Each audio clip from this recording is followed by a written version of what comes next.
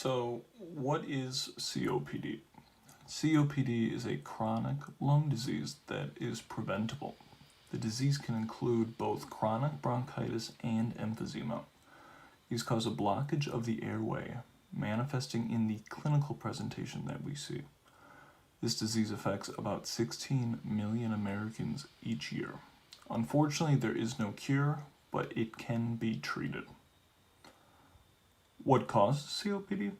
COPD is caused by chronic exposure to lung irritants and damage, leading to the destruction of the alveoli themselves, and or the narrowing of the bronchi from chronic inflammation. Over time, the airways narrow, leading to difficulty with exhalation, and air remains within the lungs, causing some of the symptoms.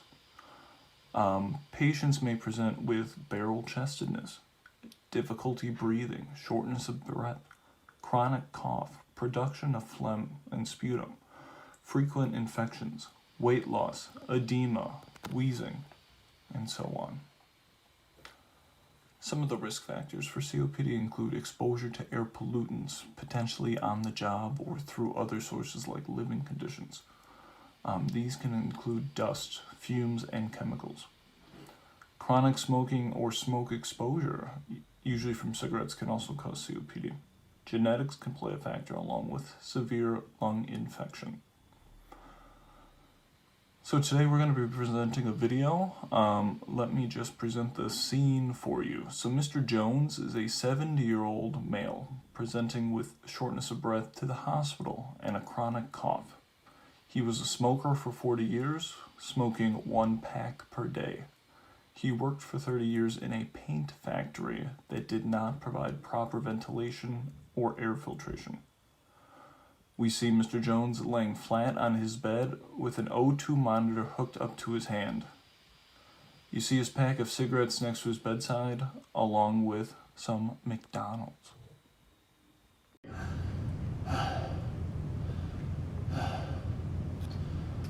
I'm struggling to breathe. I feel so full. I live alone, and I just can't do this anymore.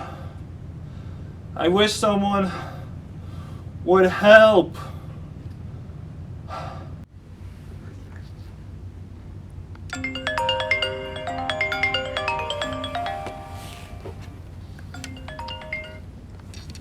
What?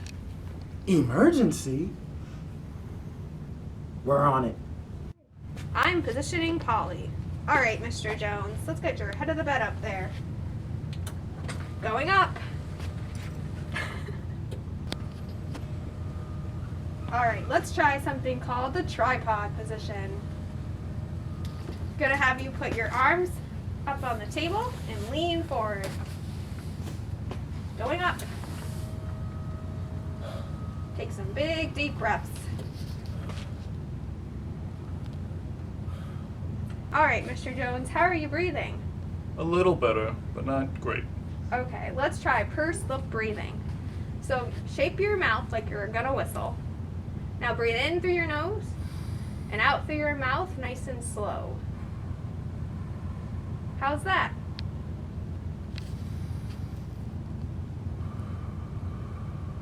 I'm feeling better already.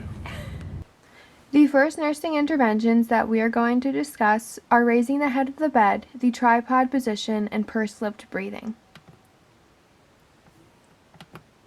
By raising the head of the bed into either semi-Fowler's or the Fowler position, the patient will be able to better breathe more effectively. The diaphragm can better descend in these positions, allowing for better inhalation without needing the patient to work so hard to breathe. The tripod position can also be used to help relieve shortness of breath. It is performed by having the patient lean forward and resting his or her elbows on the tray table while in the hospital, as shown in the picture on the left. This can also be performed while the patient is at home by having them sit in a chair and roll their head and shoulders forward, as shown in the picture on the right. This will help lower the diaphragm and open the lung space to decrease shortness of breath. Lastly is pursed-lipped breathing. So as shown in these photos, this is performed by having the patient shape their mouth as if they are going to whistle. They then take a deep breath in through their nose and out slowly through their mouth. This breathing technique can help control shortness of breath by reducing the amount of residual air in the lungs. The length of exhalation is extended and air pressure is increased to stop premature airway compression and reduce the amount of trapped air in the lungs. By practicing this technique, a patient can become more confident in their ability to manage their shortness of breath. For example, in a study of 68 individuals with COPD, individuals in the intervention group that used pursed-lipped breathing exercises had decreased shortness of breath and increased oxygen saturation levels compared to individuals in a control group. Patients with COPD often also partake in pulmonary rehab, where they can learn how to help control the shortness of breath and also how to perform these breathing exercises. How you doing? It's Dr. O2. How you feeling? A little dizzy. A little dizzy. I heard Positioning Paulie was just in here a few minutes ago. We're going to check your O2 levels there, bud. 76, so you're getting a little better, but not too great. So I see you have some cigarettes and a lighter there. You smoke?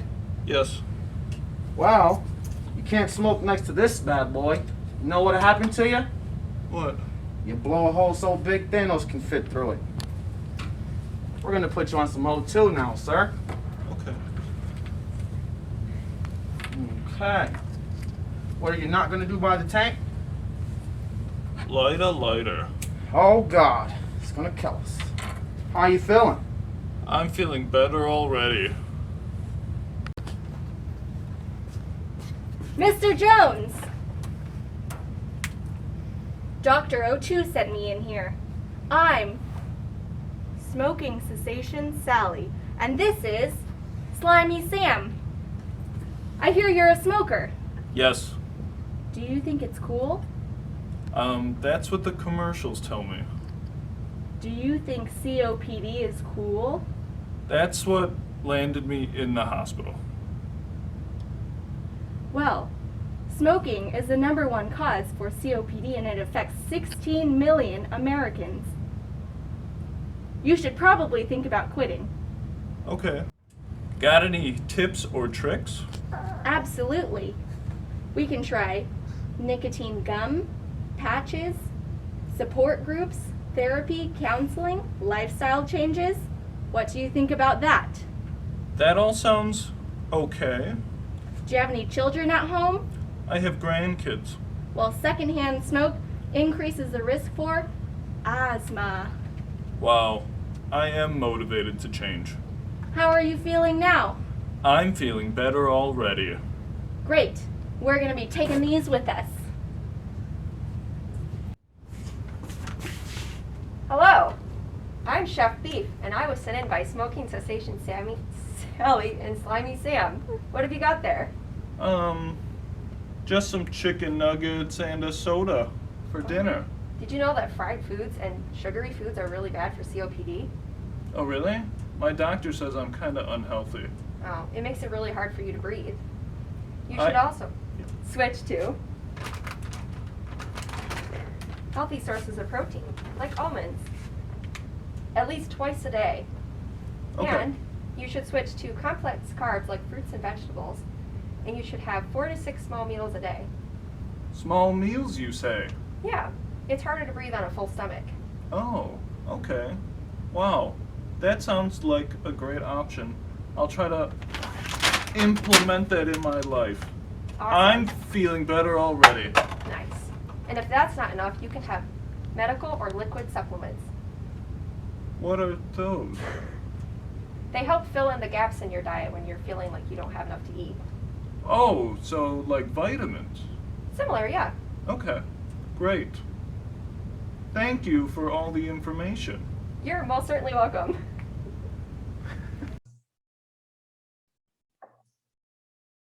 COPD and nutrition.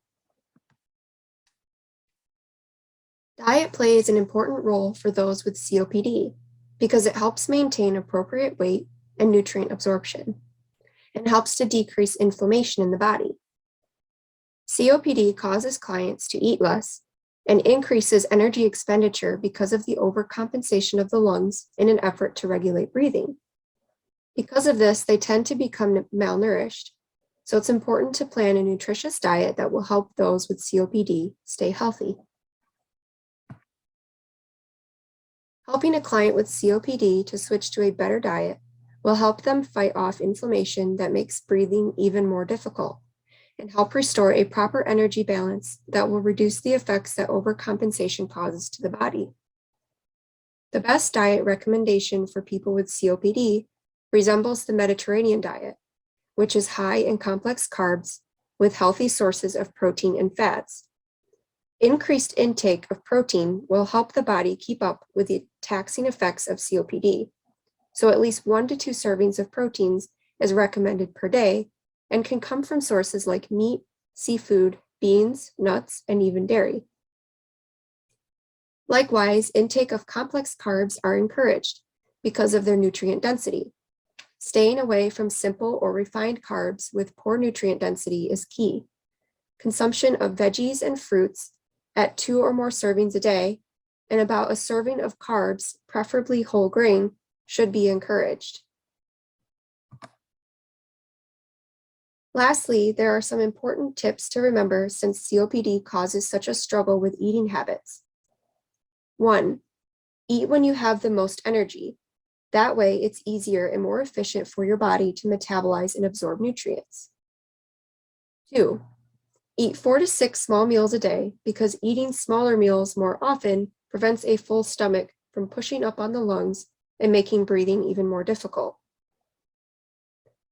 And 3, avoid foods that cause bloating because this also makes breathing more difficult.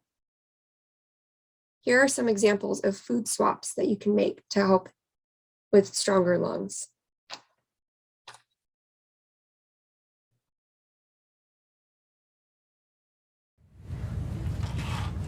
Hi, Mr. Jones. Hi, I'm Medication Mandy. How are you feeling? I'm feeling okay. When can I get out of here?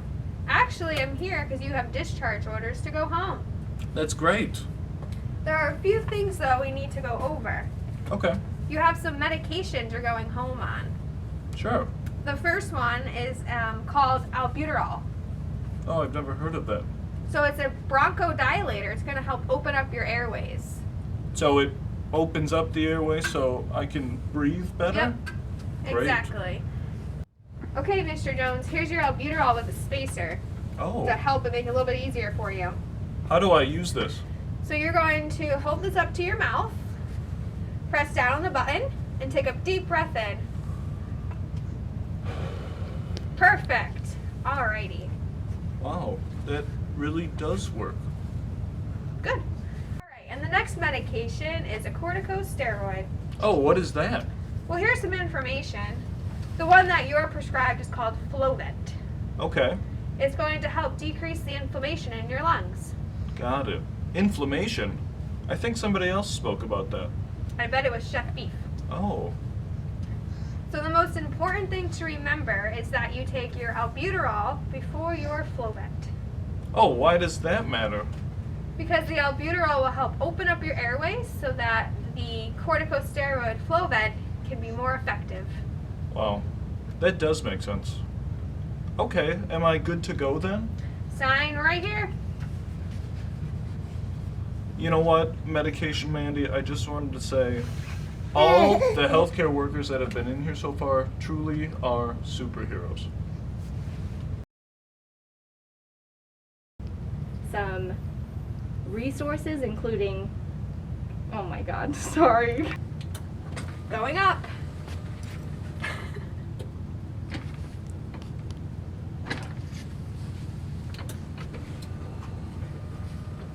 Yeah, you can't do that around this bad boy.